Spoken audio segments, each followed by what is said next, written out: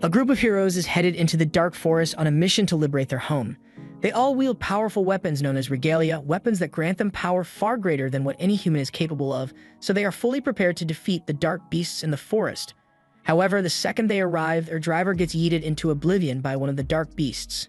Everyone else springs into action, and their leader, Stefan, orders everyone to get in formation as they make a charge straight into the dark beast den. The cutlass user begins slicing up all the monsters in his path with his whirlwind technique, and Stefan uses his blade to slice the heads off a giant snake monster he was fighting. However, even with its head severed, the snake keeps trying to bite Stefan, but at the last second, Alicia is able to stop it by piercing its eye with her sword to finish it off. So far, the team has been doing pretty well, and now that all the weak monsters in the area have been dealt with, the team ventures deeper into the cave to track down the Beast Lord of the South. They eventually arrive at the center of the cave and come face to face with Clevites of the Moonlight, and you know it's going to be bad when the monster has an aura farming entrance. Everyone can feel the intensity coming from the beast, but Stefan is confident that he and his team can overcome anything with the power of friendship. Never mind, friendship isn't going to save them here. After seeing Clevites paint the wall with Stefan's blood, I'd be questioning whether being a hero is even worth it. But the tank seems to think he can do better, so he jumps into the air to attack it, but he's almost immediately beheaded midair. The others are finally starting to realize that they don't stand a chance in a direct battle, but it's too late for them to retreat or regroup because Clevites has begun picking them off one by one with its tail. The others are confused because they can't figure out how Clevites is getting to them so quickly, but Alicia realizes that the tail attacks are coming from their shadows, so she tells everyone to jump to create some distance from the shadow. Thanks to her quick thinking, she manages to parry the beast's attack and survive, but the others aren't so lucky. One of the surviving heroes jams his spear into the ground to summon an earth golem, but even the ground here is under the control of Clevites, so the hero can't continue his golem and several tail spikes emerge from the ground and slice him up. The lance user tries to charge forward and overpower Clevites, but while the dude is fighting for his life over here, Clevites is casually wondering how things as weak as humans manage to get into his lair. He then finishes off the rest of the heroes, so the only one left alive is Alice, who has been flying around with her sword to avoid getting hit. She eventually manages to get close enough to Clevites' face to land a good hit on him, but even her strongest attack barely leaves a scratch on Clevites.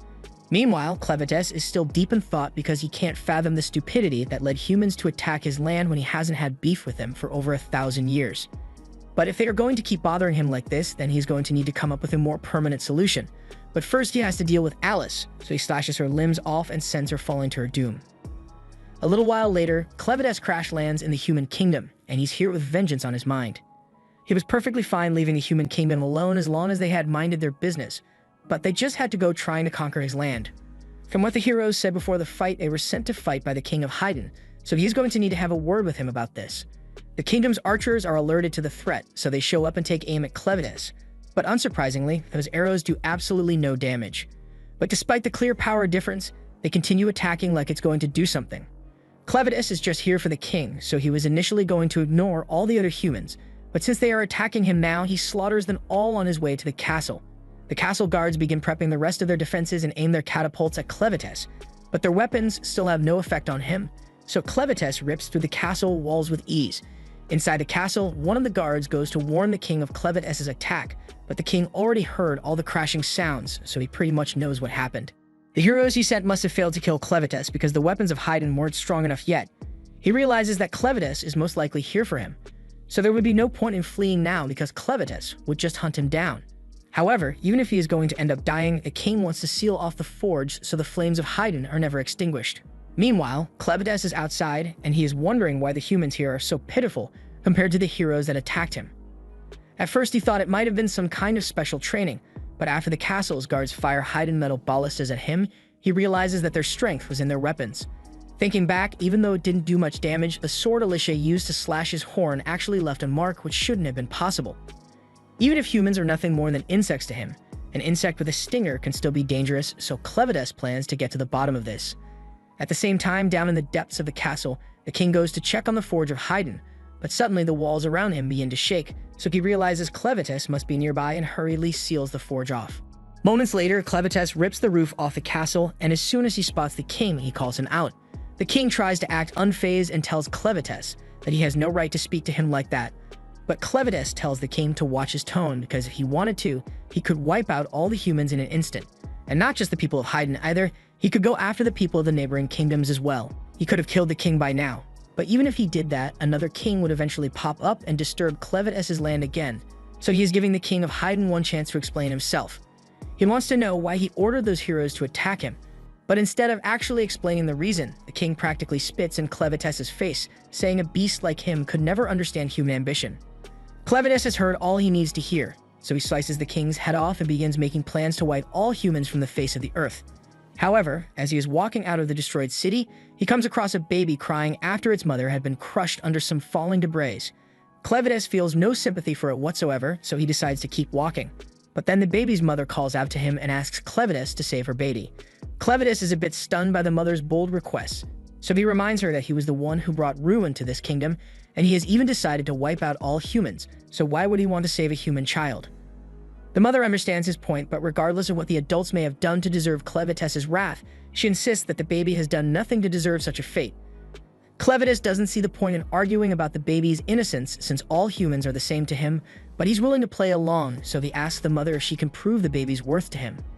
The mother knows she won't be able to prove anything to Clevetes, especially since she's going to die soon, but she swears that if Clevetes agrees to save the baby, he will eventually discover its worth on his own. The mother dies shortly after and Clevetes walks off completely unfazed, but he does end up coming back for the baby, so the mother's speech must have gotten through to him. He still isn't entirely sure if it's a good idea to take this baby, but compared to his long lifespan, a human child's life is barely noticeable, so he is willing to look after it for the sake of curiosity. In the land of Ethia, there are 5 humanoid races, the first of which are the Duns, a kingdom of people with large numbers and great skill in architecture. The next are the Orgites, a kingdom of people who excel in hunting and medicine. The Sladens, aquatic people skilled in swimming and fishing. The Benti, barbaric people who are strong individually, but couldn't work together even if their lives depended on it. And finally, there's the kingdom of Hyden, or rather, there was the kingdom of Hyden because it's gone now. They were the oldest of the humanoid races and had great skill when it came to forging weapons, which is how the blades of Hyden were made. There is a lot more to the world than just Ethia, but beyond the continent's borders, it is surrounded by darkness on all sides. This darkness is where the dark beasts live and the 4 dark beast lords, one of which is Clevetes, so humans have never set foot outside Ethia. Back at Clevetes's cave, he brought the baby back with him, and after scaring all the beasts to make sure none of them eat him, he curls up next to the child to rest, but now he's not sure what to do with him. He can give him some of his energy to keep him strength up so he doesn't have to worry about dying anytime soon, but the baby is currently covered in poop. Clevetes did not sign up to deal with this, so he picks the baby up and drops him into a pit of spiders without a second thought. The baby immediately starts crying, and I probably would too if I was surrounded by spiders, but Clevetes assures him that he's safe. The spiders in that pit only eat poop, so he dropped him in there to get cleaned up, but that doesn't make it any less scary. Even after he pulls him back up, he won't stop crying, and Clevetes is starting to get sick of all the constant wailing. But as a Dark Beast Lord, he can't go back on his decision, so he's going to have to see this through to the end. But to make sure the baby survives, he's going to need a human to look after it, so he walks over to the heroes he killed to see if any of them can be useful. Moments later, Alicia wakes up and finds herself staring at the sky, but she clearly remembers getting killed, so she wonders if this is the afterlife. However, once she sees Clevetes, she realizes she's still in his cave. She instinctively reaches for her sword, but Clevetes tells her he already threw all the weapons along with the bodies of her allies down into the ravine. However, she looked like she'd be useful, so he decided to revive her.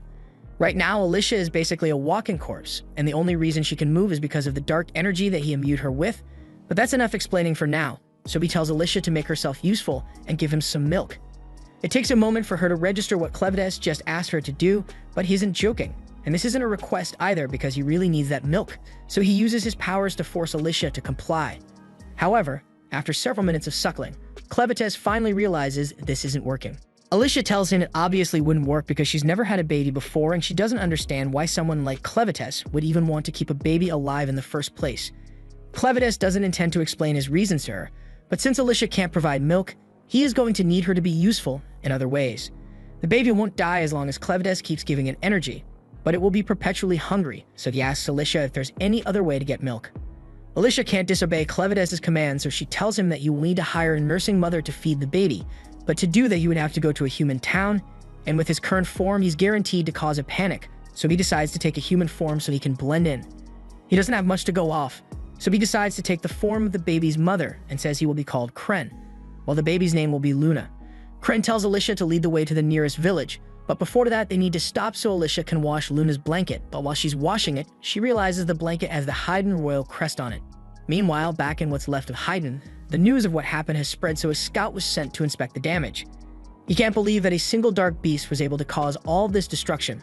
But this is exactly why he thought it would be too reckless to attack one of the Beast Lords. And the timing couldn't have been worse, because the day of the attack was the day the crown princess was supposed to flee the kingdom with her son. Back by the river, Alicia confronts Kren and asks if he knew that Luna was from the royal family when he took the baby. Kren has no idea what she's talking about, so Alicia points out that the cloth Luna was wrapped in had the royal emblem on it, and only members of the royal family can use it. Now that Kren thinks about it, the woman he got Luna from was crushed under the rubble of the castle, so it makes sense that Luna would be a member of the royal family. But that doesn't really change Kren's plans. Alicia asks what he means by rubble of the castle, so Kren bluntly tells her that he destroyed Haydn and killed the king last night. Alicia can't believe Haydn was really destroyed, but Kren reminds her that they were the ones who attacked him first. Kren doesn't think it's a big deal, but Alicia says it's a really big deal, because if Kren really wiped out Haydn, then Luna must be the last member of the royal family, and that means tons of people are going to be coming after him. Kren asks why, so Alicia explains that only members of the Haydn royal family are able to use the special forging techniques used to make the Haydn weapons. But immediately after she says that, she realizes she gave away too much information. Kren hadn't given much thought to what he wants to do with Luna till now, but if he's really that important, then Kren wouldn't mind making him the new king of the humans. That way, Kren would be able to control everything from behind the scenes and crush the humans once and for all if they step too far out of line. But right now, they still need to get some milk for Luna, so he tells Alicia to get moving. Alicia still doesn't know why Kren is so attached to Luna, but she is certain that if anything were to happen to him, he would probably kill every last human on the continent, so Alicia needs to protect him at all costs. A few hours later, Alicia wakes up and finds herself chained up in the back of a carriage. Klen is glad to see that she's finally awake, so he calmly informs her that they were captured a little while ago, but Klen doesn't really feel like doing anything about it since Luna is sleeping right now. Alicia, on the other hand, is very concerned, mostly because she doesn't understand how the soldiers managed to subdue Klen so easily. She asks him if he is as weak as a regular human when he is in this form, but Klen tells her that's not it. He still has all his powers, but this is the first time he has ever taken a human form, so he had no idea that the human skull is so fragile. Anyway, he says that now that he is aware of his body's weakness, no one will be able to catch him by surprise again. Alicia is glad to hear that, but if Klen is already back to full strength, Alicia asks why he hasn't broken them out of here already. Klen tells her that right now he is acting the part of an ordinary human, and until he has successfully made Luna king, he doesn't want to reveal his true identity. Besides, part of the reason Klen is doing all this is so he can learn about human nature, so he is interested in seeing the more sinister side of humanity. On that note, he doesn't really understand what's going on here, so he asks Alicia to explain things to him. Alicia tells Klen that they were attacked by bandits, the lowest of the low in society. And from the way things look right now, the bandits intend to sell all the survivors to a slave trader. Klen asks how strong these bandits are meant to be, and as far as humans go, Alicia says they aren't that strong. They will resort to dirty tricks without hesitation, so they are really hard to deal with. Alicia assures Klen that most humans are nowhere near as scummy as bandits, so he shouldn't base his opinion of humanity off them. Eventually, they arrive at the bandits' base, and all the captives are told to get moving. One of the men refuses to let himself be sold into slavery, so he tries making a run for it. But with his arms shackled and his legs weighed down, he isn't very fast. The bandits notice him trying to escape, so one of them takes a knife out and throws it into the man's back, killing him in an instant. The other bandit then announces that anyone who tries to run away or disobey them will meet the same fate, and all the remaining captives are so terrified that no one can bring themselves to fight back. Klen finds this whole dynamic intriguing, but before he and Alicia could continue walking, one of the bandits comes over and tells Alicia she needs to follow him. Klen lets them take Alicia since he still wants to see how all this will play out, and all of a sudden, a woman yells at him for not working. Since Klen is technically a slave now, he decides to play along and goes over to see her since she called for him. But as soon as she sees that he's holding a baby, she starts calling for a woman named Nell. Nell is the poor slave who's forced to do all the hard work at the tavern, and she's a bit clumsy, so when Carm calls her name, she ends up falling over. Carm yells at Nell for dropping all the sheets on the floor, and Nell apologizes, but that aside, Carm tells Nell that she will be in charge of looking after this boy's baby, and as soon as Nell sees Luna, her eyes light up because she really likes babies. Meanwhile, Alicia is brought to the office of the bandits' vice captain, Vroko, but Vroko yells at the two of them for not calling him boss. The other bandits think he's just joking around, but Vroko says he's serious, and if they refuse to acknowledge him as their boss, then he's going to have to let his pet Betty loose. Alicia is shocked that Vroko managed to acquire a troll monster from the west, and she's even more shocked by the fact that he has trained it as a loyal pet. Moving on to business, Vroko pulls out the bag of gems that Alicia was carrying when the bandits captured her. He knows that these gems can only be found in Luna Mountain. But that place is the territory of Clevitis, one of the four lords of dark beasts, so there's no way an ordinary person would have been able to acquire or even get close to the area. He also knows that the Kingdom of Hyden recently sent out a squad of heroes to battle Clevitis, but the reports say that the heroes all failed. Vrokado also happens to know that one of the heroes was a woman who looks an awful lot like Alicia. He mentions how Clevitis destroyed the Kingdom of Hyden after the failed hero attack, and it was a real tragedy for everyone involved. But for the Raven Bandit group, it was the best news they could hope for. Vroko then pulls out a red blade, and Alicia is stunned because she can't believe someone like him possesses a monohiterate sword. Vroko boasts about how swords made from this metal grant the user incredible strength, but he has never actually felt that surge of power because the one in his hand right now is a fake, since members of the royal family are the only ones who can make real magic swords. He tells Alicia that their bandit group sells two things, slaves and fake magic swords, since most people are too stupid to tell the difference. The rumors say that all the members of the royal family died at the hands of Clevitis, and if that turns out to be true, then the price for magic swords is going to skyrocket in no time. He assured that the 13 regalia which were handcrafted by the king before his death would fetch a high price, but all of them were reportedly lost in the battle against Clevitis. However, with Alicia under his command, Vroko thinks he can find the regalia and sell them to make a huge profit, so he tells the two to make her lead them to the regalia first thing in the morning, and after that, they are free to do what they want with her. Meanwhile, Klein is diligently playing the role of a servant at the tavern. Nell is busy feeding Luna, so he has no reason to cause any trouble, but a few moments later, a bandit comes over and yells at Nell to get him some more beer. Nell puts Luna down and goes to get the beer, but even though she's doing what he asked of her, the bandit still kicks her in the back. After that, another bandit yells for Klen to bring him some meat, so Klen does as instructed and serves the bandit the meat with no complaint. The bandits are surprised that Klen isn't trying to disobey them at all, and they think he's going to make a great slave, but Karm still thinks there's something creepy about him. From the horn on his head, she assumed that Klen must have some Auberite blood in him, but his skin is way too pale for that, and his eyes seem way too cold for a regular boy. At the same time, Nell is minding her own business and carrying the beer when all of a sudden, one of the bandits intentionally sticks out his foot to trip her. Nell falls over and shatters the beer kegs on the ground, so the bandit starts acting like this is her fault and drag her outside to be punished. The bandits just enjoy seeing Nell in pain, so after beating her up, they casually start walking home as usual. Klen then uses his shadows to devour their bodies so there's no evidence of their deaths. After that, he finds Nell, and he asks her to lend him her milk because Luna is hungry again. Nell doesn't really understand what's going on, but she agrees to feed Luna, and while Luna is eating, Klen says he has a few questions he would like to ask Nell. He wants to know who she is and why she is with the bandits, so Nell begins explaining her backstory. She was born in the pirate camp, and although she never knew who her father was, she can clearly remember her mother. Things were never good for them, and from what Nell can remember, her mother was constantly mistreated by the bandits, but no matter how bad it got, she always endured it for Nell's sake. However, around the time Nell turned 12, her mother suddenly disappeared. Nell has no idea whether she died or managed to escape, but once her mother was gone, the bandits turned their attention to Nell instead and started hurting her for fun. As a result, Nell has lost most of her teeth, and she can only hear out of one of her ears now. Things got a little better for her when Karm took her in, and since then, the bandits stopped targeting Nell for their sick games. Plus, now she actually has a job to do. She makes lots of milk, so she can fill the stomachs of starving babies. Klen thinks Nell's story is intriguing, but from what Alicia told him, one has to have a child before they can produce milk, so he asks Nell where her child is. Nell's expression becomes sullen as she explains that she doesn't have one because it was a stillbirth. When Karm initially broke the news to her, Nell fell into a deep depression and she honestly wished she would die at that point, but when she opened her eyes the next morning, she found a random baby suckling on her for milk. She knew the baby would starve if left on its own, so she let him drink as much as he wanted, and after that, more babies were given to her to feed, which is how she became the resident wet nurse. That's why even though her life hasn't been great, she wants to do her best to make sure that babies that need her milk are happy. Klen has heard enough, so he thanks Nell for telling him her story and asks her to come with him. He wants to hire her as Luna's wet nurse, and while he doesn't trust humans in general, he can tell that Nell is a good person. Nell says she's happy to receive such an offer, but she doesn't think Klen can really get out of here because he is a slave just like her, so she politely turns down his offer.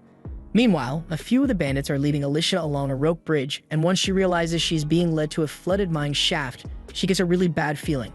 Down at the bottom of the mine, she sees a man walking up to the edge of the pier with a hook in his hands. The bandits all laugh because they know what's about to happen, but even though it's clear that he's being set up, the man still plans to go through with it because the bandits promised they would let him and his wife go if he retrieves the treasure at the bottom of the lake. The man dives in and begins swimming down to the bottom of the lake, but Alicia yells at him to get out of there immediately because according to the legends, this shaft is full of monsters. Moments later, those monsters jump out of the water with a man in their jaws and proceed to devour him right in front of his devastated wife. Alicia is sickened by what she just witnessed, but the bandits seem like they really enjoyed watching that man get ripped to pieces. The monsters in the water are called Arvensis, and they showed up during the Great Flood 300 years ago, and now they are confined to the water of these mines. Even Hero Cordwar, the strongest hero of his generation, was no match against them. And that was when there was still solid land to fight on, but now that mine is completely flooded, it's practically impossible to defeat the Arvensis. The magic sword that the old hero used was called Stream Splitter, and Alicia assumes that's the treasure the bandits told that man to go retrieve. But even though they promised him freedom in exchange for risking his life, the bandits never had any intention of letting him live even if he had managed to come back alive somehow.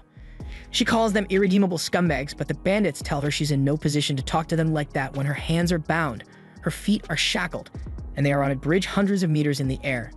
There are even a dozen more bandits waiting to get the chance to torture her all night long, and Fido is particularly excited to make her scream. Given the situation, Alicia doesn't have many options left, and she was really hoping she wouldn't have to rely on Clevetess's curse, but it looks like she has no choice now. She immediately dislocates her shoulder and rotates her arms over her head to smash Fido's head between the shackles and make him cut the bridge's rope with his blade. This sends the two of them tumbling to the rocky mine below, and there is a disturbing crack sound as Alicia's body hits the floor, killing her instantly. The bandits look down, and when they see Alicia's dead body, they start panicking because they were supposed to get her to lead them to the 13 regalia that were lost. Meanwhile, down at the bottom of the cave, Alicia regains consciousness thanks to the curse of immortality that Clevetess put on her. Thanks to the curse, she can't die, but the curse doesn't grant her regeneration, so she is currently paralyzed from the neck down and she has no idea what to do. Every bone in her body is broken and she has already lost a ton of blood, so there's no way she'll be able to get out of here on her own. But it'll be bad if the bandits come down here and figure out that she's still alive, so she begins struggling in an attempt to move until the blood from her body rises into the air and Clevetess appears in front of her. Alicia is surprised to see Clevetess in such a tiny form, but he says he's only like this because he is manifesting himself from the blood magic in Alicia's body. This magic blood is what's keeping her immortal body alive, so if she bleeds out entirely, then she'll die for real. However, as long as she remains useful, Clevetess promises to replace all the blood in her system, and once he does that, she should be able to recover from the damage she has taken. Alicia is glad to hear that, but she notices that Clevetess hasn't started healing her yet, so she asks him what he's waiting for. Clevetess says he will heal her eventually, but before that, he has a question he wants to ask her. He recently found the perfect candidate for a wet nurse for Luna, and even as a demon, Clevetess could tell that Neru is being mistreated here. So he offered her a chance to escape and live a better life as Luna's wet nurse. But to his surprise, Neru turned him down directly. Clevetess asks Alicia if she has any idea why Neru would turn down such a great opportunity, and from what Alicia can tell, she thinks it's because Neru sees Clevetess as a slave incapable of fulfilling his promise. Bandit groups like this don't just allow people to leave, and anyone who does manage to escape inevitably ends up getting hunted down by the bandits. And after being born and raised in this environment, Neru probably believes there's no way she could possibly be free. Clevetess asks her if there's any way to resolve the issue, and Alicia thinks the most straightforward method would be to kill all the bandits in the camp. That way there'd be no one left to pursue Neru if she escapes, so she would be much more willing to agree to Clevetess's offer. Alicia says it should be easy for Clevetess to slaughter all the bandits here by himself with how much power he has. But Clevetess says he doesn't want to do that. He can't risk anyone finding out that he has left the mountain because the people might try to take advantage of it and launch an attack on Clevetess's land while he's gone. Instead, he says he wants Alicia to do it since it would be normal for a hero like her to slay a group of bandits during her travels. Alicia tries to protest, but Clevetess cuts her off and says she should just do it, right before pumping her full of blood to regenerate her body. Bandits eventually make it down to the bottom of the mine to look for Alicia's body, but when they finally track her down, they are horrified as they witness her body bending and twisting in inhuman ways. Each time a bone snaps back into place or tissues reconnect, Alicia is put through excruciating pain. But by the time it's finally over, she's back to full health. The bandits have no idea how she managed to survive a fall like that, but they don't really care because as long as Alicia is still alive, they can force her to take them to the 13 regalia. They know she is a hero, so they need to be cautious, but they assume they should be fine as long as they jump her. However, one guy decides to charge ahead and face her alone, so he strikes Alicia on the shoulder, but after the pain she just experienced, this is nothing. Alicia then grabs his arm and punches him straight in the face before taking his sword and eye patch. She still doesn't like the fact that she's being forced to fight, but these bandits are irredeemable, so she needs to put them down. Now that Alicia is taking care of the bandits, all Clen has to do is find Neru and convince her that she really can escape this place. Meanwhile, Neru returns to the tavern and Carm has been waiting for her because she was worried. She hates seeing Neru get abused and beaten up like this, but there's nothing she can do to stop the bandits. Neru appreciates Karm's kindness a lot, but there's still a lot of work to be done, so Karm asks her to start clearing away the dishes. Karm notices that Neru is in an awfully good mood for someone who just got beaten up, so she asks her if something good happened. Neru wouldn't exactly describe it as something good, but she admits that it did make her happy. She asks Karm if she knows what the outside is like, and Karm is a bit taken aback because Neru has never asked a question like that before. Karm asks her why she wants to know, so Neru explains that she was born in the camp, so she has never gotten to experience what it's like outside, but Karm, on the other hand, was brought here, so she probably knows a thing or two about it. Karm admits that she knows of the outside world, but she doesn't have many good memories of it because, like most of the other women that were brought here, they either had their homes destroyed or never had homes to begin with, so it's not something they talk about often. Karm asks why Neru suddenly became so curious about the outside, so Neru explains that someone asked her if she wants to leave. Karm smacks the shit out of Neru for daring to say something like that out loud, especially when there are still bandits in the tavern. The bandits here think of them as nothing more than slaves that can be discarded when they are no longer useful. That's why all of them had to band together and look out for one another, so Neru can't be saying things like that if she wants to survive here.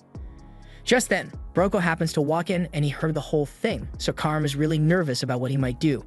She asks Broko what he's doing here since he rarely ever comes down to the tavern, but he just says he heard that a baby arrived recently, so he wanted to check it out.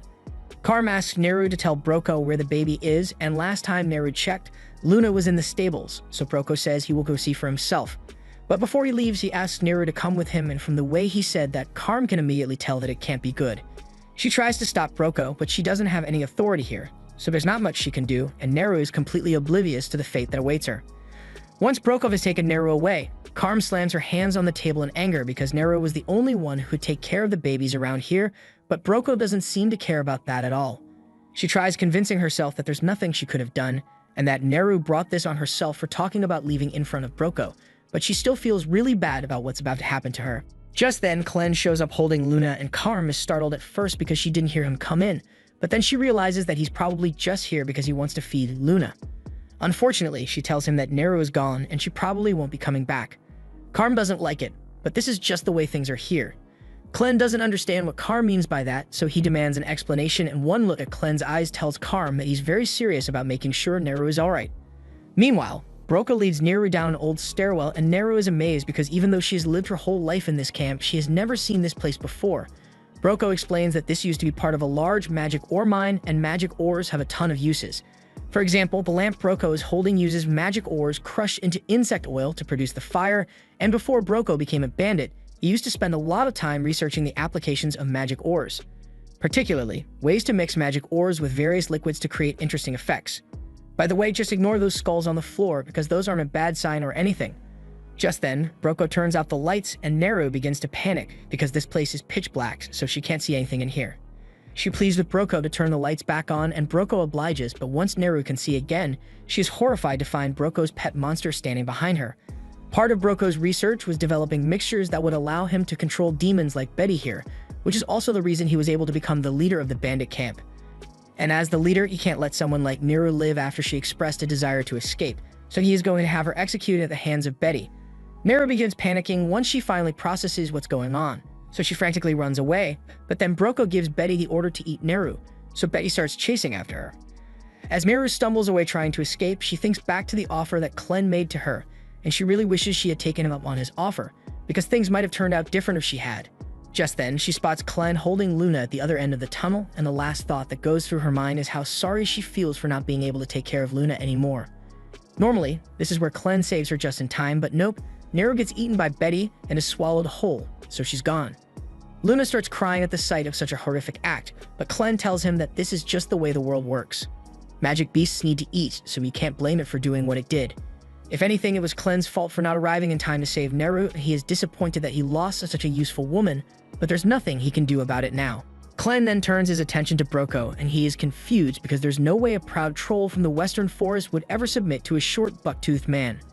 Broko thinks Klen must be insane to insult him in this situation, and he isn't sure how Klen even got here in the first place, but it's not like it matters much. He tells Betty to eat Klen as well, but to his surprise, Betty refuses to move. He looks up at her to see what's wrong, and he is shocked to find out that Betty looks absolutely terrified. He has never seen her look this scared before, and for some reason, she refuses to go anywhere near Klen. She is so scared, in fact, that she involuntarily throws Neru up, but Neru is covered in stomach acid and missing an arm and leg, so she isn't looking good. Granted, she may be severely disfigured, but she is still alive, so Klen uses his powers to neutralize the stomach acid, and then he sets Luna down next to Neru so he can comfort her in her final moments. Klen then uses one of his shadows to carry Luna and Neru away while Broko isn't looking, and by the time he turns back to face Klen, Broko is shocked to see that the other two are gone. He thinks Klen must have done it by using some sort of magic, but Klen has no idea what magic even is. Broko thinks Klen is just feigning ignorance because magic is the only explanation for everything he has done so far. To put it simply, magic is the use of magic stone and tower ingredients to create special effects. For example, this drug in Broko's coat was made using magic stones, several herbs, and the larva of a parasitic fly. Basically, it makes anyone aside from him dumb as a rock, and after using it on Betty, she became completely subservient to him. Broko pours the drug into his fire to create a vapor, and as soon as Betty inhales it, she loses all sense of reason and attacks Klen in a blind rage. Klen's body ragdolls off the floor because he can't use much of his power in his human form, but while he is flying through the air, all he can think about is how pissed he is that Alicia didn't mention anything about magic to him. Meanwhile, Alicia is still busy cutting down the bandits, and she has already taken out 8 of them, but there are still a lot more, and the cheap sword she stole from the first guy is already broken. If she's going to kill all of them, then she's going to need a better weapon, so she starts running straight from the flooded cave. There are around 50 bandits left, but even with her immortal body, she can still get tired, so if she runs out of energy before killing them all, then she's screwed. Alicia eventually makes it to the water, but the monsters are already waiting at the surface, so if she jumps in now, she knows she's going to be eaten. That's why she heads up to the top of the scaffolding instead to trick the bandits into following her up. And once a large number have chased her up the scaffolding, she cuts the rope holding the scaffolding up and sends most of them plummeting into the water. With a large number of people in the water, the monsters go into a feeding frenzy and start devouring the bandits one after the other. However, Alicia was able to sneak past them by hiding herself in a barrel. And since she doesn't have to worry about dying from suffocation, she can just wait until she sinks to the bottom of the lake so she can find the legendary sword. Alicia eventually makes it down to the bottom of the lake, but even though she isn't going to die from suffocation, her body still needs oxygen to function, so it's really hard for her to move down here. She notices a faint red glow in the distance, so she uses all the strength she can muster to swim over to it. She eventually gets close enough to see the sword, but just as she is about to grab it, a giant eye opens up next to it, and something begins to rise. As Alicia is being swept around by the currents, she realizes that this isn't the bottom of the lake, it's the head of a giant dark beast that has been sleeping down here. And now that it's awake, it's trying to devour her. Alicia gets caught in the monster's teeth, but in all the chaos, she managed to grab a hold of the sword, so she's able to use it to break herself free. She is injured, and she barely has any strength left in her body from the lack of oxygen, but with Stream Splitter in her hands, she thinks she can get out of here in one piece. The sword's ability makes it incredibly effective underwater, so when Alicia swings the sword, it propels her forward, and she uses that force to head straight for the surface. She eventually makes it back up to the surface and takes a much-needed breath of fresh air, but the monster followed her up here, so it begins attacking everyone in sight. Alicia is able to get away for now, but she knows there's no way she can defeat an ancient dark beast like that on her own, and she is wondering what she should do. However, she then realizes something. This is a bandit camp, and she doesn't care about the bandits, so she can just leave since it's not really her problem to deal with. As Alicia is about to turn away, a few of the surviving bandits beg her to wait because they need help, but Alicia honestly can't believe they thought she'd save them after what they've done. She'd probably dance on their graves if she had the opportunity, but after that monster is done with them, there won't be anything left to bury. The giant monster finishes, devouring the last of the bandits, and thankfully, since that thing is a water beast, it has no interest in leaving that shaft, so Alicia can just ignore it now that she's a safe distance away. Most of the bandits died here, and with that thing awake now, there's no way the rest of the bandits will want to stay anywhere near here, so this camp is done for. Just then, Alicia hears Klen's voice in her head, and although he can't see what she did, he could sense that she has completed her mission, so he commends her on a job well done. However, he has a bit of a problem on his hands right now, so he needs Alicia to come help him. Alicia is shocked to learn that Klein, the all-powerful beast, is in trouble, but Klen says the circumstances are just out of his control. It's partially because he is in his human form, but he seems to have been affected by something called magic. And he's pissed at Alicia for not warning him about it sooner, so he orders her to get over here as soon as possible. Meanwhile, Broko is running for his life because after he used his magic mist to make Betty attack Klen, Klen summoned some sort of spike from the shadows and killed Betty in a single strike. Broko assumes that must have been some kind of magic, but he has never seen anything like it before, so he is absolutely terrified.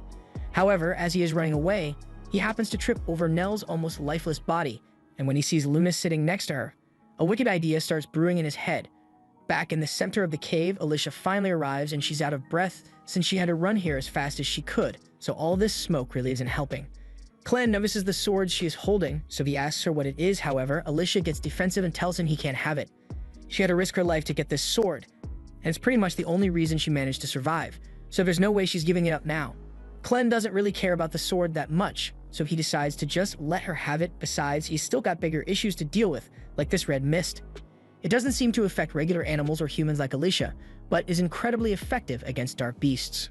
And even though Clan is a lot stronger than the average dark beast, his senses have still been dulled by it, so he can't smell anything and his ears are constantly ringing.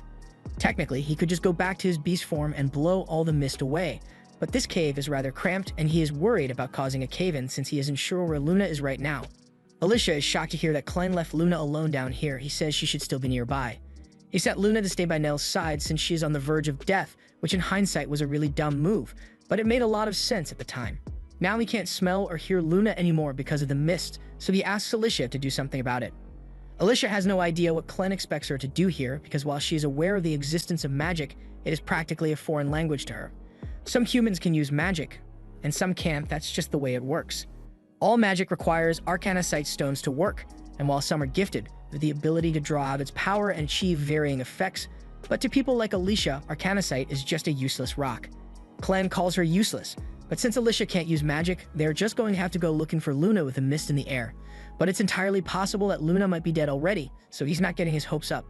Alicia asks Clan what he's going to do. He finds out Luna really is dead, but Clan says it won't really change much for him. He just lose what little interest he had in humanity, and if that were to happen, Alicia knows Clan would wipe all humans off the face of the earth. She needs to make sure they save Luna to stop that from happening, so she starts looking for clues, and after looking around for a bit, she notices a trail of blood on the floor, so she asks Clan if Nell was bleeding when he last saw her. Clan confirms it, but from what he can remember, Nell's injuries were so severe that she shouldn't have been able to move at all. Meaning someone must have dragged her away, but they couldn't have gone too far. Meanwhile, Nell is being dragged across the floor by Vroko, but not because he needs her for anything, it's because she refuses to let go of him until he unhands Luna.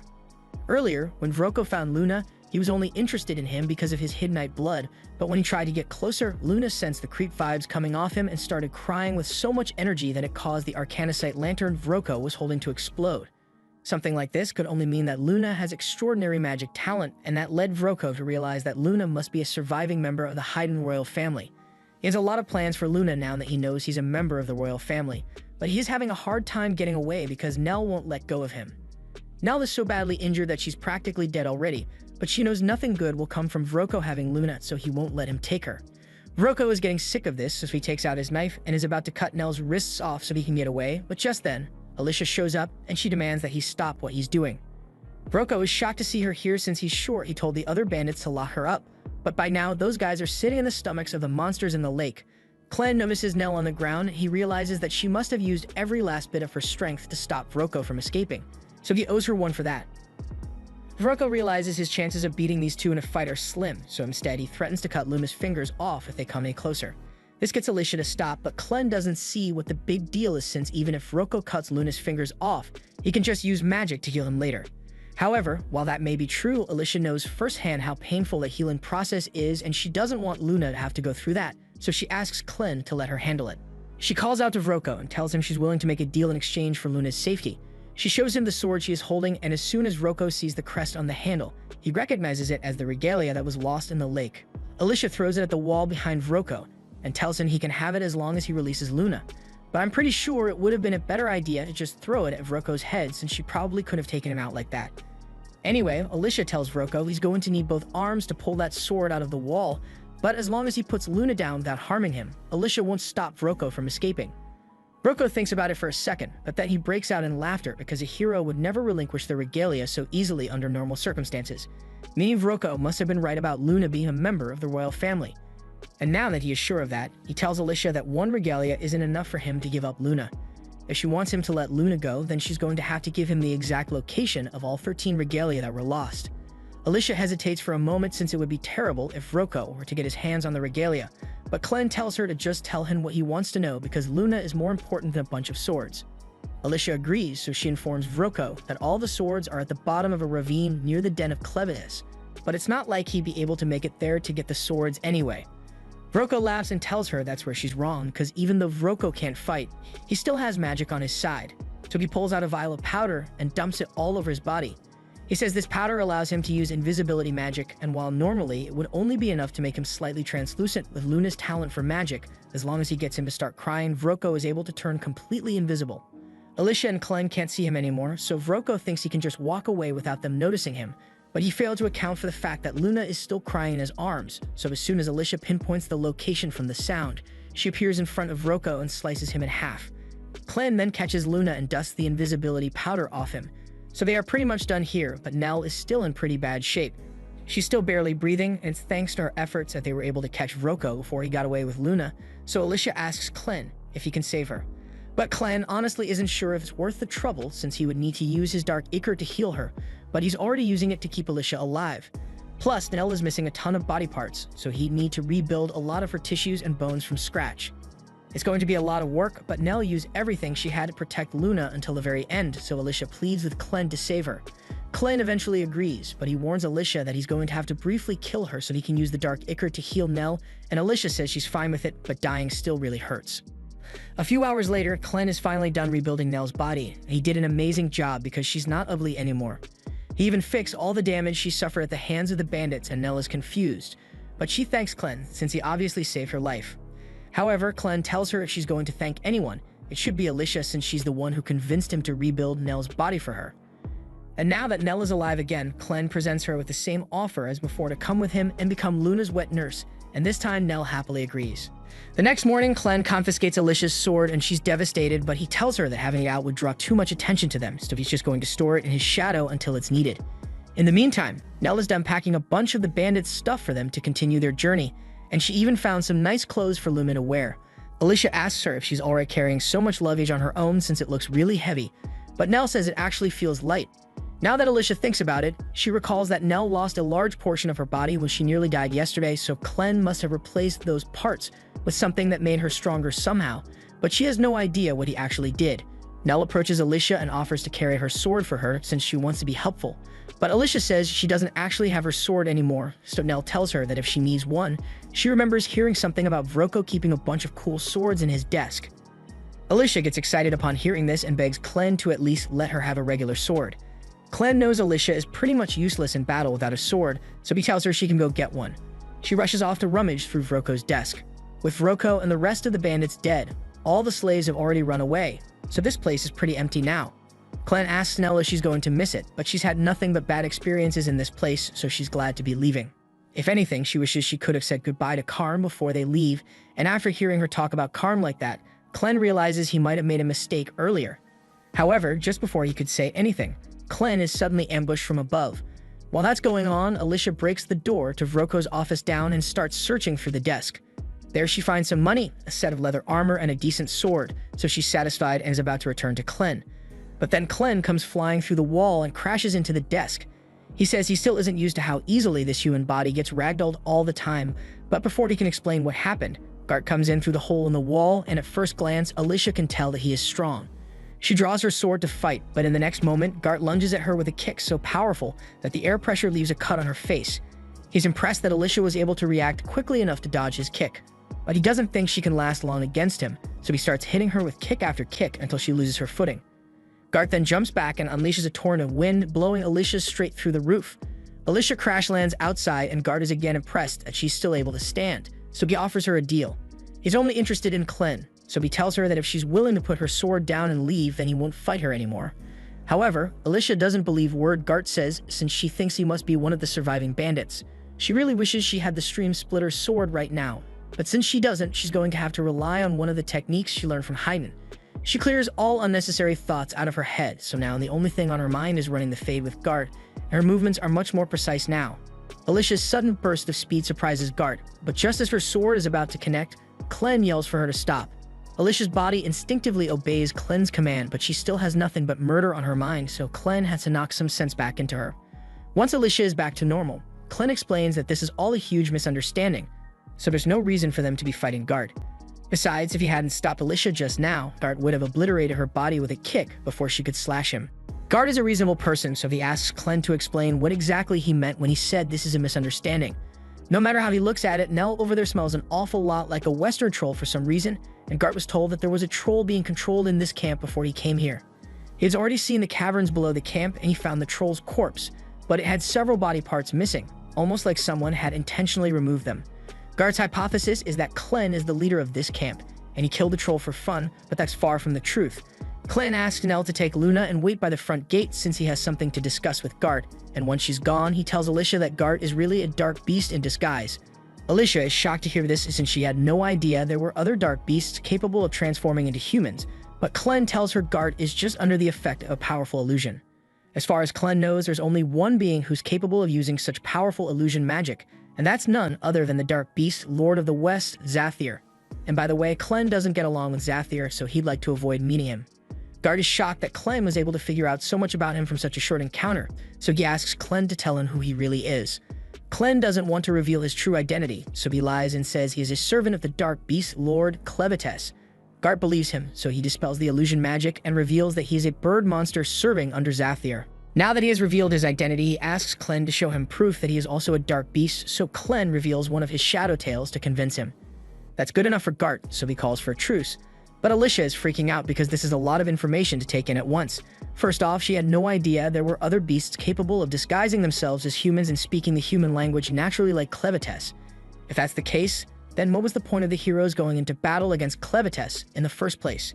Klen notices the unease on Alicia's face, so he tells her to stop being so paranoid because there aren't many dark beasts capable of disguising themselves as humans out there. And aside from Zathir, no one else would even bother getting involved with the humans without a good reason. With that said, Gart wants to know why Klen is willingly associating himself with a human woman. Klen explains that Alicia is a human who we turned into his servant, so now she's forced to obey his commands no matter what.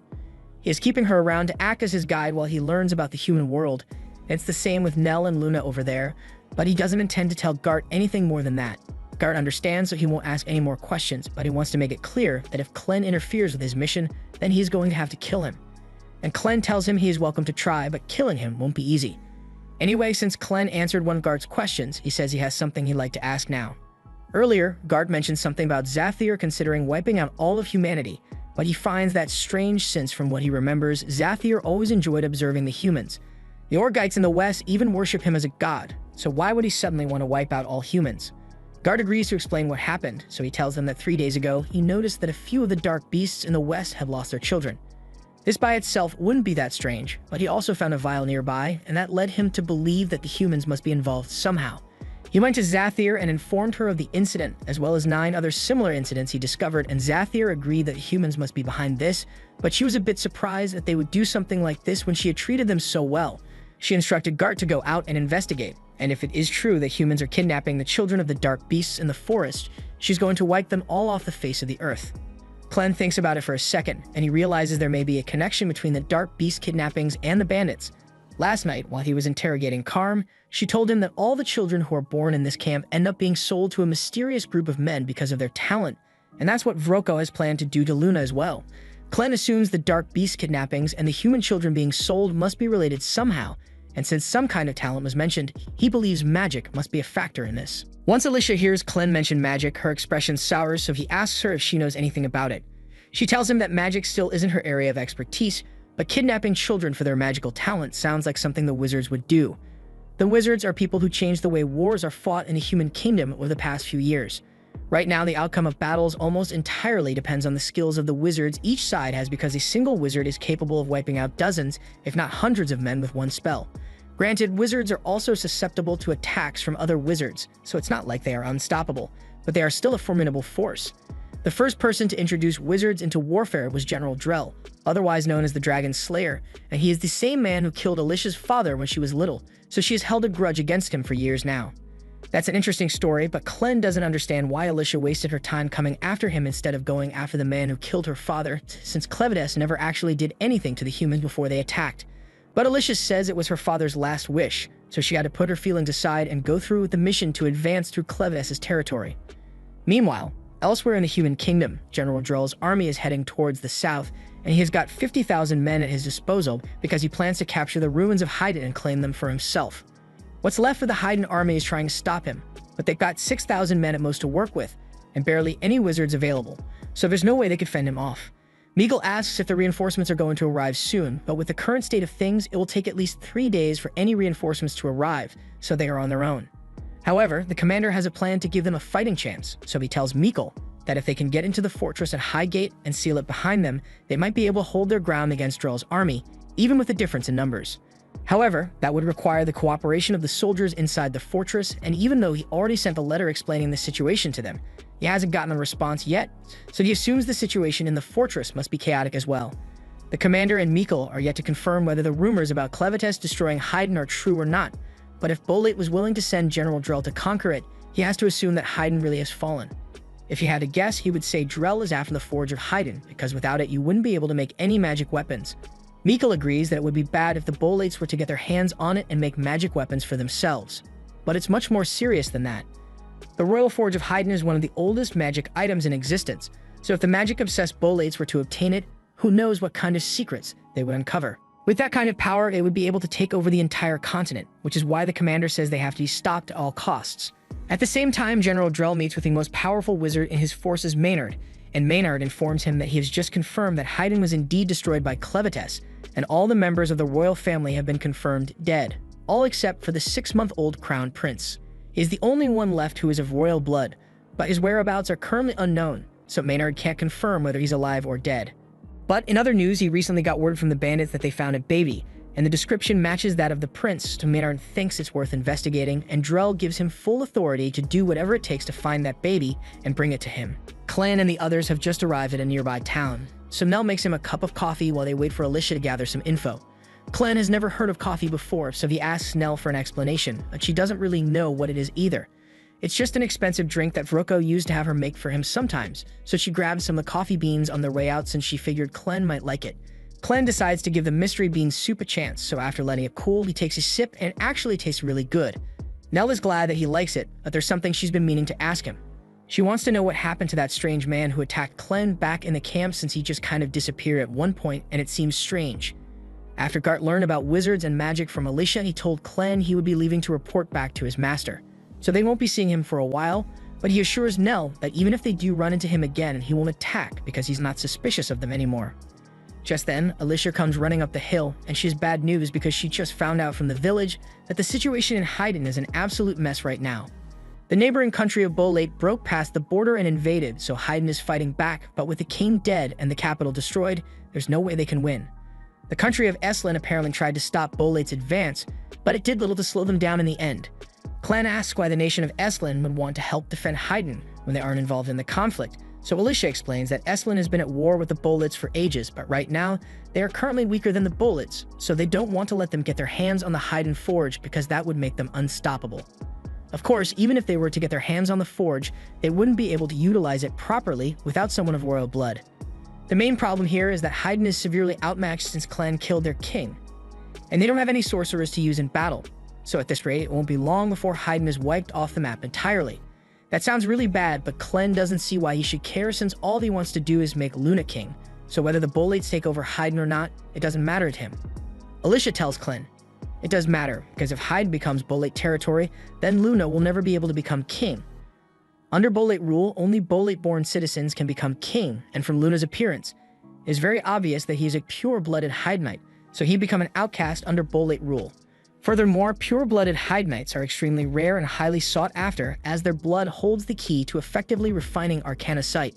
And with a man like Drell leading the charge, there's no telling how far he's willing to go. Drell was the one who killed Alicia's father, but not because they were at war or anything. In fact, he and Alicia's father used to be friends, but because Alicia's father was known as one of the greatest swordsmen in the country, several years into his retirement, Drell decided to pull up and fight him to the death just to prove that he's a better swordman than him. And as if that wasn't bad enough, Drell proceeds to look Alicia in the eye after mortally wounding her father, and then he blows their house up too for no reason. Alicia was absolutely enraged, but just as she was about to grab her father's sword to attack Drell, he stopped her because Drell won't hesitate to kill her the second she picks that sword up. In his final moments, he begs Alicia not to be blinded by revenge because it will lead her down a path of war that she will never return from. Instead, he wants her to become a hero who saves people, and he promises that he will always be watching over her.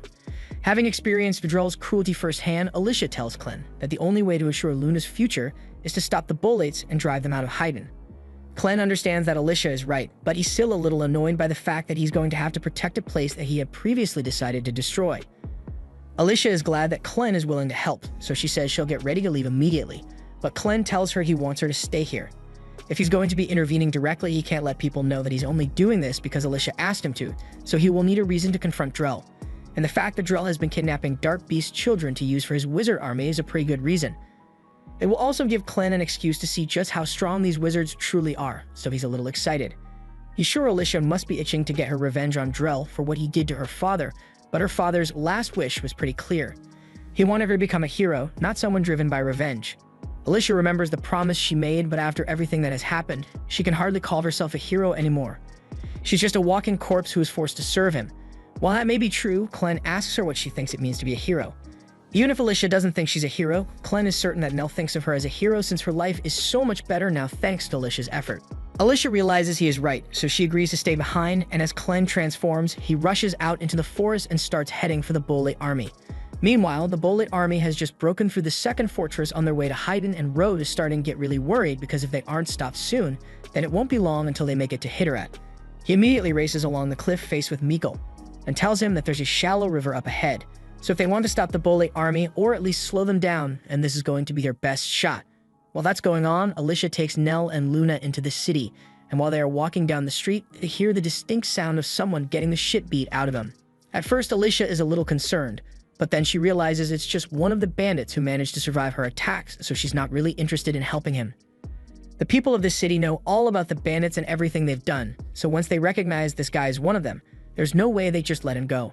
Nell is still a little frightened because that guy in particular used to torment her all the time, but Alicia assures her that there's no way he'd recognize her after how much she has changed. However, the bandit does recognize Alicia, so as soon as he spots her, he tries to divert the attention of the townspeople by calling her out as the hero who released the giant sea beast in the mine shaft. The people turn around to see what he's talking about, but by then Alicia was already gone, and even if they did see her, that wouldn't change the fact that he's a bandit. Ultimately, the people end up hanging all the bandits that they found in the city, but they are really concerned by everything that's been happening lately. First, there was Clevitas' attack, then the Bolate army, and now an ancient octopus monster. Before you know it, they might have radioactive wasps or glacial worms, but no matter what happens, they all swear that they will protect their town from any threats. Meanwhile, Alicia and Nell are looking for a place to stay, but it's a little difficult with the entire town on high alert. Before they head into the inn, Alicia asks Nell not to refer to her as a hero because she'd prefer to keep her identity hidden for a while. As soon as Alicia opens the front door, she finds two big dudes standing on both sides, and they immediately accuse Alicia of being one of the bandits. Alicia doesn't know what to do in this situation, but fortunately, the two's mother comes over and she tells them to stop bothering the guests. Phil tries to explain that Alicia seems suspicious because she has an eye patch and is carrying a sword, but with everything that has been going on lately, carrying a sword everywhere you go is warranted. However, it's not often that you see people with a Hydnite baby, so Carrie asks Alicia for an explanation. Alicia tells her that she and Nell are guards for a very important person, and right now, their job is to protect this baby at all costs. That sounds pretty convincing to Carrie, and while she's sure that there's more to the story, she doesn't intend to pry into the business of paying customers. She asks Alicia and Nell what they need, so Alicia says she'd like a room for two, preferably with a bed that's comfortable enough for a baby. Carrie tells her that the room will cost 2 silver coins a night, so Alicia hands her enough for a 2-night stay, and Carrie tells her she can have the first room on the left. She then tells her sons to help the guests carry their luggage up to their room, so Pete goes up behind Nell and says he will take the luggage for her. Nell tells him she's perfectly fine carrying it by herself, but Pete insists, so she hands over the bags, and Pete immediately regrets offering to help because the bags are way heavier than he thought they would be. Pete and Phil eventually get the stuff up to the room, and Alicia seems happy with it, so Carrie leaves and says she can come find her downstairs if she needs anything. Once she's gone, Nell suggests they should get Luna into bed so he can rest, but unbeknownst to either of them, one of Maynard's insects has caught sight of Luna. And now that he knows exactly where the Hydnite Prince is, he is sending his entire insect army after him. A little while later, Alicia is looking out the window, and she's wondering whether Clem has gotten to the battlefield yet, but then Nell gets her attention and says she should come take a look at Luna's first baby tooth. A few minutes after that, Carrie knocks on the door to let Alicia and Nell know that their food is ready, but then she realizes Luna is still asleep, so she tells Alicia she can come get it and bring it back up to her room. Alicia follows Carrie downstairs, and Carrie points to the food at the end of the table, so Alicia heads over to go get it, but on her way, she overhears all the bar patrons talking about how this whole mess is the fault of the heroes. If they hadn't gone out and challenged one of the beast lords, then Clevitas, never would have destroyed Haydn, and the Bolates never would have started this war in the first place. Public opinion of heroes right now is absolutely terrible, and the people have every right to be angry because the so-called heroes did nothing but make their lives harder in the end. Alicia is about to head back up to her room, but she suddenly senses the presence of a dark beast, and in the next moment, something comes flying through the downstairs window. It lands right next to Pete, and he thinks it's just a regular ball, so he's about to pick it up, but Alicia yells that he shouldn't touch it. Unfortunately, it was already too late because the ball suddenly starts expanding and slams Pete into the ceiling, revealing that it's actually a giant centipede. Maynard then enters the inn, and he informs everyone that this is no ordinary insect. It is one that came from the Dark Beast Forest, so it is on par with some of the more powerful dark beasts out there. One guy doesn't even bother waiting for Maynard to finish his speech because he came here tonight to have fun, not deal with the centipede monster, so he immediately jumps out the window to run away. Normally, this would have been an exceptional survival strategy, but unfortunately, Maynard already had several hundred bug monsters camping outside, so the guy ends up getting eaten anyway. Maynard set this up to make sure that no one would be able to escape the town until he is done with his mission, and just to make sure everyone is on the same page, he introduces himself as the highest mage of Drell's army. Everyone is greatly concerned because they didn't think Drell's army would attack their village like this, but Maynard tells them he's not here to take over their village. His mission is just to confirm whether the Heidmech baby here is of royal blood or not. Alicia realizes this is really bad, and if Maynard already knows that Luna is here, then she needs to hurry up and get him as far away as possible. However, she suddenly hears Nell screaming from the room, and we find out that Maynard has already sent his subordinate, a telekinesis wizard, Nay Chiffonlight, up to the room, and she's currently pinning Nell up against the wall with the bed frame. Nell doesn't understand how Nay could have gotten in through the window since this is the second floor, so she explains that she just flew up here with her axe. Her power allows her to attract and repel things that are made out of iron. So she grabbed onto the axe handle and threw it into the air to lift herself up like this. She doesn't really understand how it works, but there's apparently a huge dark beast turtle with an iron shell, and any metal weapons used to attack it end up stuck there permanently. Now that she has explained how her power works, she has to get back to work, so she takes a pill out of her bag and walks over to Luna. Nell asks her what she's doing, and Nay says she's just giving Luna some medicine that will evaluate his magic potential. If the baby can use magic, then his eyes will change color, and he will be perfectly fine. That where he could cough up blood and die, it's a 50-50. After hearing that Luna could die, Nell yells and pleads for Nay to stop it, and when Alicia hears Nell's screams, she rushes over to the room to go help, but before she could get there, Maynard uses his centipede to slam her into the wall. He's not sure who Alicia is, but he can't let her get in the way of the plan, so he's going to kill her. Meanwhile, in the room, Nell is still struggling to get herself free so she can go help Luna, but Nay tells her she's wasting her time. The force Nay can create with those bed frames is enough to stop a charging bull, so with 2 frames, Nell would need to be stronger than 2 full-grown bulls to escape, and there's no way her tiny arms could manage that. However, to Nay's surprise, Nell's tiny arms are somehow actually budging the bed frames, and with one swift push, Nell knocks Nay out cold. Maynard hears a loud crash sound coming from the room, and he's wondering what could have happened, but when he tries ordering the centipede to go investigate, he realizes something is holding it down. Alicia managed to survive the centipede's attack and tied its antenna in a knot so it is completely disoriented. And now that it can't move properly, Alicia kicks it to the ground and runs to the room to check on Nell and Luna. Maynard is impressed since no ordinary person could handle a magic beast like that, and now that he has gotten a good look at her, he realizes who Alicia is. Alicia opens the door to the bedroom ready for a fight, but surprisingly she sees Nay unconscious on the ground with Nell holding Luna beside her. She also notices the huge hole in the wall, so she asks Nell if Nay was the one who did this, but Nell tells her she was actually the one who caused that. She didn't mean to do it, but when she pushed the bed frame to get free, it ended up hitting Nay and flying through the wall. Alicia doesn't understand how something like that is even possible, but she doesn't have time to question it right now because they need to get out of here. She grabs her sword and tells Luna to stick close to her because they are going to jump out the window, and once they take the leap, Alicia uses her sword skills to slice up all the bugs in the air so they can start running, and by the time May regains consciousness, it's already too late for her to stop them. She would like to go after those too, but the bugs in the air don't discriminate, so she'd be killed the second she steps outside without Maynard's help. A little while later, Alicia and Nell manage to make it outside the city limits, and the bugs suddenly stop chasing them because Maynard only ordered them to surround the city. If they are lucky, they might be able to make it through the forest before dawn, but things are never that simple. They end up running into a second wall of insects in the forest, and there are a lot more here, so Alicia won't be able to cut her way through them like before. Nell asks what they're supposed to do, and Alicia isn't exactly sure, but for now, they need to find somewhere to hide. Back at the inn, Nay comes back downstairs and tells Maynard that the women got away. Maynard asks her if she at least managed to test the baby's magic aptitude, but she never got the chance to since Nell knocked her out with the bed frame.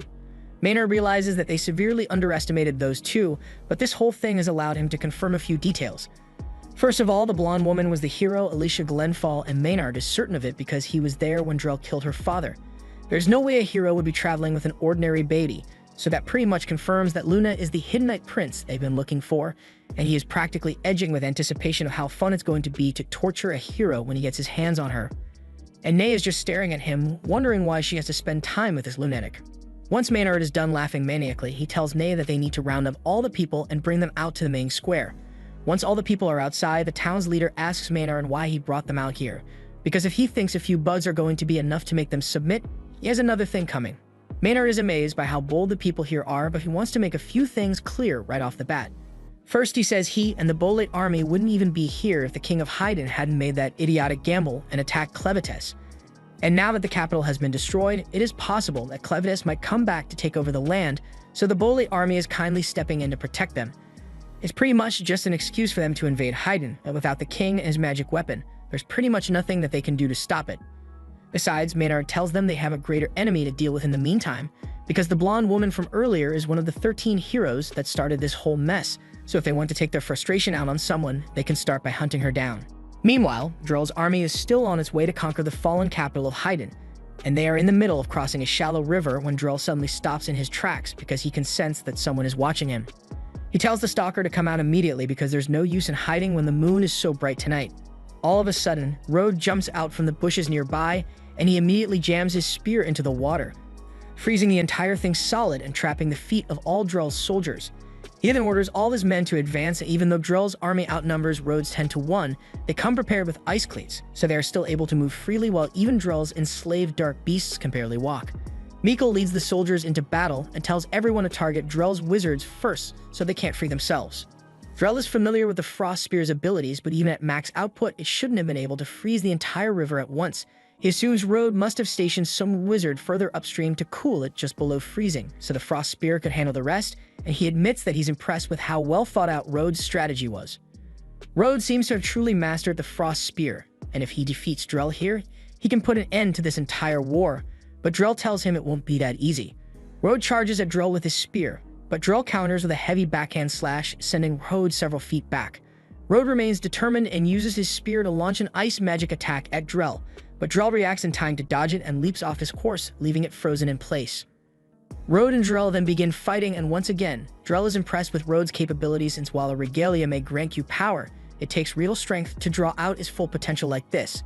However, he still doesn't think this will be enough to break the shackles of the world. He then unleashes his power and uses his sword to summon a dragon's claw midair. Rode is absolutely stunned because regalia aren't meant to be able to summon physical objects, but that dragon claw was definitely real because it sent Rode flying across the river. Mikkel and the rest of the soldiers notice Rode in trouble, so they all turn around to go support him. Meanwhile, Drell explains that by fusing his sword with magic, it has become something far greater than any normal sword. Just then, Drell notices some of Rode's men heading his way, so he immediately turns around and obliterates them with his dragon claw, along with all his own men as well. Rode can't believe Drell would so callously kill his own soldiers, but he believes that anyone who was weak enough to die from an attack like that doesn't deserve to see the world beyond their borders. Rode has no idea what Drell is talking about since he has been mentioning borders and shackles for a while now. So Drell explains that his goal is to destroy the legend of the heroes. That legend is what led them to challenge unbeatable opponents with methods that make victory almost impossible. Things have been the same way for thousands of years, and no one has ever thought to question it, so the tradition has remained unchanged. But that all ends here. Drell tells Rode that he's not going to kill him because he was a worthy opponent, and he should know by now that there's no way he can win this fight. Rode tries to get back to his feet, but he has no strength left in his body, so he is forced to watch as Drell continues with his conquest. However, a moment later, Clevites lands on the battlefield, and everyone looks up at him in sheer terror upon realizing that the Southern Lord of the Dark Beasts is here. Clevites can see that Drell is the one in charge here, so he tells him he has a question he'd like to ask. Someone has been kidnapping both human and dark beast children alike, and from what he has heard, it has something to do with the magic that Drell uses, so he wants to know if he is truly the one behind it. Drell asks him if a beast lord should really be coming all the way out here just to ask a question, when he probably has more important things to be doing, but Clevites tells him this is just one of his duties as a lord. If someone desecrates his land or his people, then the law of the land requires that he has to kill them with his own claws as retribution. Drell asks what gives Clevitas the right to determine the law of the land, but Clevitas is starting to get annoyed by the fact that Drell is talking so much, so he stabs him through the stomach. He tells Drell that this could have been avoided if he had just answered the damn question, but despite having a hole in his chest, Drell doesn't seem fazed at all. He says he already knew Clevitas was going to come to kill him, and he knew there was no way he could win in a head-on battle, so he made preparations in advance. A third eye opens up on Drell's forehead as he prepares to use his ultimate spell, Dark Ekra Prison.